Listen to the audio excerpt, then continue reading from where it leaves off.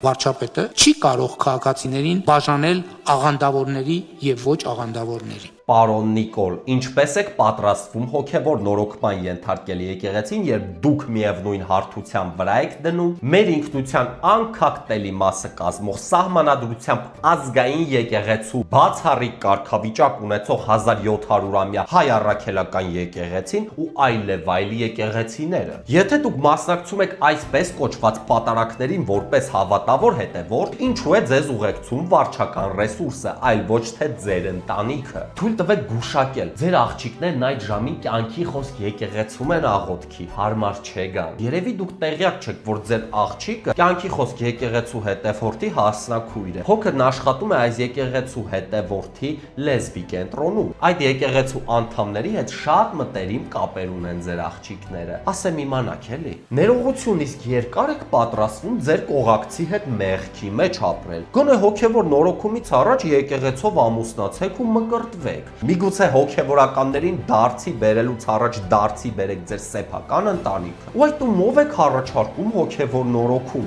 Բենտլի Սամոյով։ Լուրջ ու խնդրում եմ մի փրկեք առաքելական եկեղեցին։ Մենք արդեն տեսել ենք, թե ինչ եղավ Արցախի հետ, երբ դուք այն որոշեցիք փրկել։ Այժմ կարող եք աջակցել իմ գործունեությանը նաև Patreon-ում։ Հղումը մեկնաբանություններում ու իմ էջում։